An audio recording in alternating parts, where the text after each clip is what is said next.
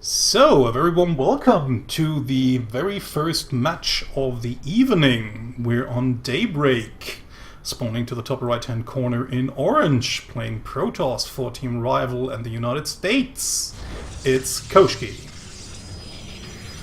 And to the bottom left, in green, doing the double extractor trick, playing Zerg, also for the United States, it's Allaryce. Yeah, I know it says she's Cantonese on the FSL webpage, which is also true, but she lives mainly in the United States, and I think she has a double citizenship, so we can also say that she's playing for NA, for the US, for, I think in New York is the city she lives in. So she goes for a hatchery first, nothing all too uncommon here. Koshkii just goes into the gateway and gas, and will probably go into an expand right afterwards, while sending out a scouting probe in order to see what her opponent is doing. Will probably not be all too surprised to see that hatch already down. From the timing, she can already assume that it was a hatch first. Will probably still just walk inside the main base and get a good view to what's happening in there anyways. And there the probe is. Yep, sees the spawning pool, sees the extractor. Sees a few drones down here and just pulls out for the meantime, probably back towards that watchtower, maybe to just have a little peek later on, or maybe even retreating completely, or getting in position for some sort of proxy play. We'll see what's going to happen. Cybernetics core already down, as well as the Nexus. So Koshkii wants to put down some pylons, of course, at least one for now, so that she will be able to then start to wall off this section of the map in order to make it more difficult for a Zerg player to get inside her natural base. In the meantime, Allaryce already sending out all of her overlords, wants to check all the typical proxy locations as soon as possible, but of course doesn't want to produce too many units straight away, because you usually want to go into the economic macro play as a Zerg player, in most cases of course, unless of course you plan to cheese. But every unit you build at that point in time means that you haven't produced another worker. And that's what you want to do most, if possible. So, other Overlord already moving in, just sees the robotics facility, I think. Yeah, she saw it. Hope she clicked on it, but she probably did. In the meantime, we have one pylon down here, so photon overcharge available in order to help defending that natural base. And of course, I feel that Koshkii will probably start walling off later on. Hasn't used the robotics facility, probably because it's just too important of a tech building here, and she just feels safe enough with the pylon and the adept out already. So first few links moving across the map won't really be able to deal that much damage. Only damage in means of energy spent from that mothership core, but maybe even not that. So let's see if Koshkii actually really wants to commit to fire up that photon overcharge, or if she just wants to save the energy for later. Seems as if she really wants to do that. Woo! A little bit of a miss micro here, actually letting all of Allaryce's links in here. So Allaryce can at least get a good scout of what her opponent is doing. Not actually seeing that much more. She has seen the Twilight Council. If she actually cared to click on that building here, she should know that the Twilight Council is right behind it. If she actually bothered, and she probably saw the warp prism up here, if she actually bothered to study Koshkii's play, Allaryce should know what's up, and that some sort of immortal push is headed her way. So either immortals with speedlots, or immortals in this case with adepts and the attack upgrade. That's of course something you can't really tell as a Zerg player if you move in and you see the robotics and especially the early warp prism. You know that some sort of immortal pressure is coming, but of course immortal pressure can come in several varieties. So it can be, like I said, speedlots. It can also be adepts with the glaives upgrade, so that they just deal more damage to light units. Well, it's faster. They always deal more damage to light units, but they just deal it faster, so it's even more damage. In the meantime, Allaryce just tries to sneak by some links into the main base, tries to deal some damage over here, but the photon overcharge plus the few units of Koshkii will be able to just drive these speedlings away. Speedlings just checking for a third, seeing that it's not being taken. In the meantime, we have more roaches coming up right behind it. Allaryce actually seems to be, well, kinda all in. She's still pumping some drones, but she hasn't really bothered saturating that third base over here. It's mostly there for the extra lava.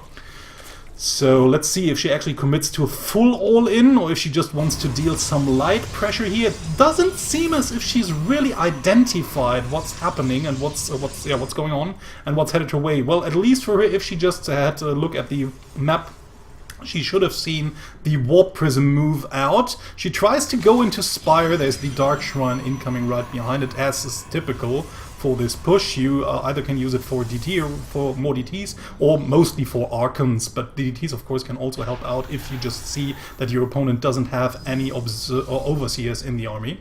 So she just moves in. It's still some time before the Spire pops. I mean, once the Spire pops, she might be able to deal with this push a little bit better here. Okay, barriers are activated. Most of the roaches just die in an instant here, because the Immortals just deal so much damage now. The big Warp-ins are finally incoming. Some of the gateways haven't really finished yet, and Koshkii forgot, unfortunately, to open some of them. There's a tight wall up here, so the links will just take forever in order to get through. Allaryce just tries to deal some counter pressure in order to help out and buy more time back at her own home front, but the units she has just won't suffice in order to take down the force that Koshkii already has inside her main base. At least transferred a few of these drones towards the third base. Finally, the Spire has gone up, I feel. Yes, there it is. But it seems as if Allaryce just doesn't have enough resources in order to pump out mutas in a significant number. I mean, there's actually no anti-air here whatsoever, so mutas would be kinda good, but of course you need some more than 3 in order to take out this force before it can deal significant damage. And Koshkii even has a second Warp Prism here as well. So once she realizes that mutas are up and they are only in a small force, and there will actually not be more Mutalisks coming in since the Spire has just died. Yeah, she just can warp in a few more Stalkers in order to deal with these Mutalisks. 3 Mutalisks, not really a threat to 3 Stalkers here, and it seems as if Allaryce is going to die in the long run. I mean, she doesn't really have any army to speak of, 14 more links in production, but yeah, with the next round of warp-ins, it's probably going to be Adepts, I feel.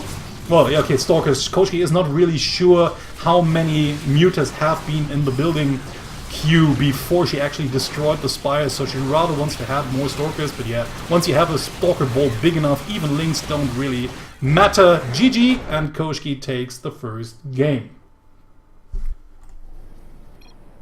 Here we go to Newkirk Precinct. We have Koshkii, our Protoss player, to the right, and Allaryce, our Zerg player, to the left. Koshkii leading 1-0. And it seems as if Koshkii might have just started the game a little bit earlier, but I guess everything was okay. So Allaryce again going into the double extractor trick. We can also see it down here. Having a look at the supply numbers. Yeah, okay, everything was okay. So, and Koshkii with some sort of proxy shenanigans here. Probably going for some sort of, yeah, 4-gate. It's going to be the infamous Koshkii 4-gate.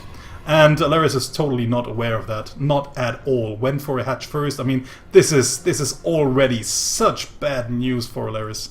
I mean, we've seen Koshkii do this build again and again, and we've seen her beating players of Mitsukotz's caliber with it.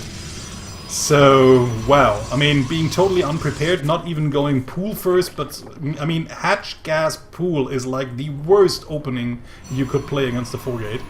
It's like as greedy as you can get. The only thing that would be greedier would be a 3 hatch before pool, but nobody really plays that anymore, since it's just too dangerous. Adepts will just wreck you. So even with a normal standard opening, a Protoss could just easily punish you for going 3 hatch before pool. But yeah, I mean, this is still... it is a common opening. It is pretty usual. It's nothing... I mean, you can of course discuss whether it's a greedy opening, and I think it is. It's still standard. But yeah, I mean, you can punish it that way. If you do it like this, you should really scout important parts of the map. Unfortunately, in Legacy of the Void, it has become more problematic to do so, since the Overlords are still at the same speed as they were in Heart of the Swarm and Wings of Liberty, but of course players just receive the minerals much more quicker in order to produce this kind of proxy shenaniganery.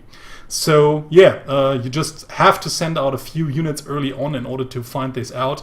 This way, I mean, at least 4 Zerglings are in production. These are just the typical 4 standard opening Zerglings that Allaryce always produces early on, and she also gets 2 queens out, which is also pretty common. But yeah, the first 4 zealots are already on their way, and Zerglings just don't cut it against zealots. So Koshkii even going upwards, just doesn't really care about that hatch at all. She knows she has to deal significant damage and has to prevent her opponent from getting up spine crawlers inside her main base. So she just walks upwards here. There's only a queen plus a few Zerglings, and of course the drones here. But even drones by surrounding zealots just trade so cost inefficiently against those. 7 have already died. More zealots just coming in. I mean, the queen is just doing a good job. The drones keeping the zealots away from the queen so that it can deal the massive amount of damage, but all of the workers have already died. It's still 3 zealots left. GG's out, and Koshkii takes the second game easy peasy. Welcome to Overgrowth, our third map of this best of 5. We have Koshkii leading to the O to the top right hand corner, and Allaryce to the bottom left, not the top left. If she's on the top right, well, she could be on the top left, but she isn't. She's at the top, at the bottom left, at the top, bottom, left, right, wherever she is. She's somewhere on the map. We know that much. So Koshkii just sending out the prop in order to build the gateway this time around. No proxy pylon by her. Allaryce just sending out the first overlord to this high ground position, and then towards this first towards this high ground position in order to see whether there's a wall off and what kind of buildings are being produced there, and then over towards this high ground in order to keep a good check on that second base here. So drone now probe now moving out in order to get a good scout. Allaryce just doesn't want to get herself or doesn't want to get scared by the cheese that Koshkii pulled off throughout the last game. She just still is confident in opening her standard way, and took the hatch first, then went into extractor and then into pool. And once the pool pops, she will be able to just get out speed plus a queen plus another queen. So that's just a very practical build, and a very well refined build that just lines up neatly in a lot of places. So second gas already incoming for Koshkii here. So seems as if she wants to go into something more techie here. Might actually even be DTs, but we'll see whether she just wants to go into the immortal push once more, which is just like her favorite push of all times, I'd say. Yeah, she does want to go into... Okay, never mind. So it's probably going to be an immortal push. Maybe this time around with speed lots, just to change up things a little bit. In the meantime, we already have a lot of Zerglings in production, and it seems as if Allaryce might just want to pay back what Koshkii did to her, doing some sort of cheesy push herself. Well, no Baneling Nest going up. Maybe she just wants to harass her opponent a little more with the first few Zerglings here. Koshkii hasn't really started walling off, and that's something that Allaryce has already seen. But she doesn't decide to produce more lings. She's mostly droning up. So it seems as if she isn't committed to any sort of early harassment, to any sort of early all-in. She just wants to harass her opponent a little more. Will probably not really deal that much damage. I mean, it's pretty good for her that Koshkii actually fired up that pylon in order to get the Overlord. So the Mothership Core now doesn't have any more photon overcharges in it. So once the overcharge expires, actually Allaryce can just move in and might be able to kill off a few workers over here, which will totally be worth it. I mean, there's the Mothership Core around, plus the Adapter as well. But yeah, I think she shouldn't really care about that pylon. I mean, the pylon is not really that important. Should mostly just bother killing those probes here. I think the probes are the easiest target. And it's just guaranteed damage she can do here with her Lings, and she actually just needs to kill off a few workers in order to make these Lings worthwhile. I mean, with 6 Lings, which just means it's 150 resources. She killed 5 workers, which are actually 250 minerals. So yeah, that actually was kind of worth it. Would have, of course, been nice to just also get inside the main base and maybe get a good scouting off. I think that's the only thing she doesn't really know right now. She knew about the robotics facility due to the first Overlord, but she didn't know, or she hasn't seen the Twilight Council yet. Might assume that something is going up, since she's seen the push once more, and here we already have the answer whether it's going to be speed lots or not, and it's not going to be speed lots, it's going to be the adepts once more. So Allaryce again just moves in, sees that there's still no wall, and Koshkii's still not walling off. She really feels confident in just protecting everything with her pylon and her mothership core and the 2 adepts alone, which really shows us that if her opponent actually bothered to go into some sort of Baneling bust, I think she could have just done tremendous amounts of damage here. I mean, just exploding some Banelings inside the mineral line. I mean, there's not even a wall here, so you could easily even bust through that wall up here. And you could, with the help of the Banelings, you could also easily crush these adepts here, so and getting in. So yeah, I mean, of course, it's easy to say when you're the observer and you just see what the opponent is doing. Normally, by now, you would expect Protoss to have already walled off completely, and Koshkii is actually doing so right now. There's a lot of Lings out here. The only thing that can actually fire at them is just the mothership core. Adept just moves down, as well as the Immortals. Yeah, Koshkii realizes she can't really move out with a Warp Prism and the 2 Immortals yet. Needs to defend her front for now, but has succeeded in doing so quite easily.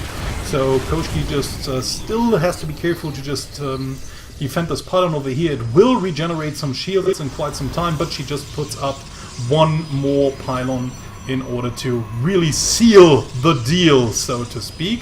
While the Warp Prism now is moving out with the 2 adepts already in it, the gateways will just finish in a few seconds and open up, so there's the possibility for another big gateway push with the 2 Immortals in it. But Allaryce has already produced a lot of roaches here, so if she is at the right point on the map, at the right point in time, she might be able to just defend this fairly easily, but yeah, she doesn't really have that much time.